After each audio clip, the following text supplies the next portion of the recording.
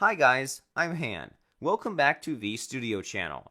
Continuing the review about the Oppo Reno 4, today I will send you the following video about the Reno 4 Pro. Okay, to not waste your time, let's start the review. 1. First is the design. In general, the design of the Reno 4 Pro is similar to the Reno 4 and the Reno 3 Pro. There are two color versions, black and white. Furthermore, the screen part will be designed with 3D curved edges similar to the flagship Oppo Find X2 launched earlier this year. While holding the device in hand, it's quite comfortable because the device is light and thin. The frame and the back of the Reno 4 Pro are still made from plastic but are better finished. The back of the device is made of rough, so it will not leave fingerprints and sweat. In addition, the Reno 4 Pro will also have some big changes, such as the notch on the front will be reduced to only one small dot containing the camera. 2. Next is about the screen.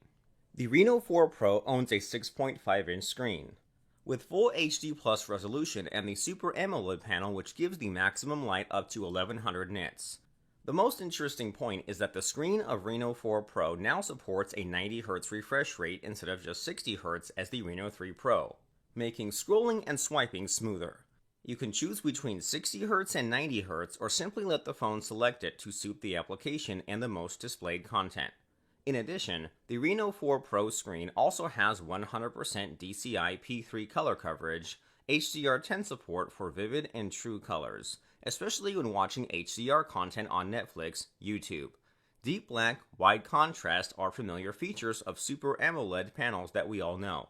Another thing is that the phone will still have an integrated fingerprint sensor under the screen like its brother Reno 3 Pro. 3. About performance and battery.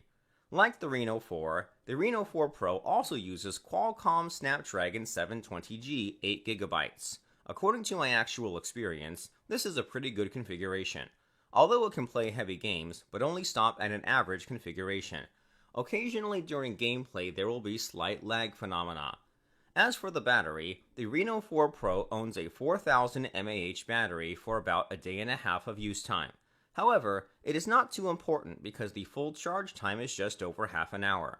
However, a point to note is that the 90Hz refresh rate mode makes the machine consume more power, compared to the Reno 3 Pro with the same screen size, the same 4000 mAh battery. The Reno 4 Pro will consume more, about 10% battery. 4. Finally, the camera.